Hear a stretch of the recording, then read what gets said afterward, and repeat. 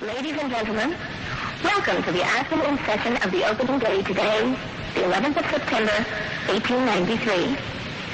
We now introduce you to Swami Vivekananda from India and request him to address us. Swami Vivekananda.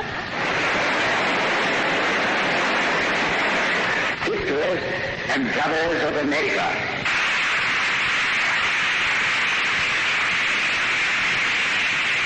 it fills my heart with joy unspeakable to rise in response to the warm and cordial welcome which you have given us.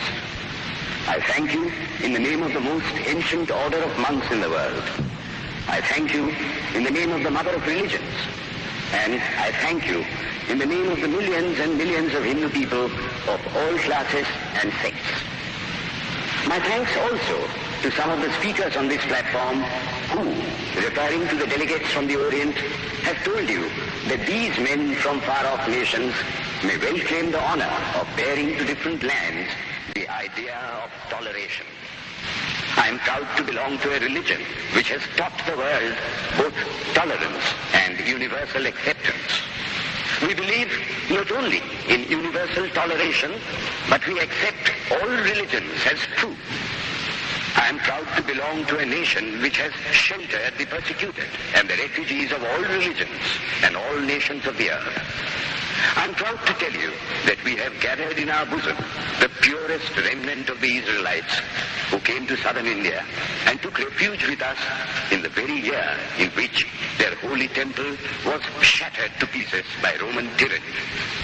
I am proud to belong to the religion which has sheltered and is still fostering the remnant of the grand Zoroastrian nation. I will quote to you, brethren, a few lines from a hymn which I remember to have repeated from my earliest boyhood, which is every day repeated by millions of human beings. As the different streams, having their sources in different places, all mingle their water in the sea, so, O Lord, the different paths which men take through different tendencies, various though they appear, crooked or straight, all lead to Thee. The present convention, which is one of the most august assemblies ever held, is in itself a vindication, a declaration to the world of the wonderful doctrine preached in the Gita. Whosoever comes to me, through whatsoever form, I reach him. All men are struggling through paths which in the end lead to me. Sectarianism, bigotry, and its horrible descendant, fanaticism, have long possessed this beautiful earth.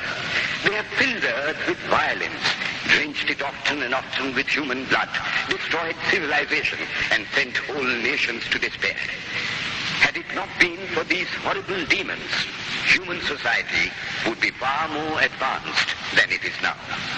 But their time is come, and I fervently hope that the bell that tolled this morning in honor of this convention may be the death knell of all fanaticism, of all persecutions with the sword or with the pen, and of all uncharitable feelings between persons wending their way to the same goal.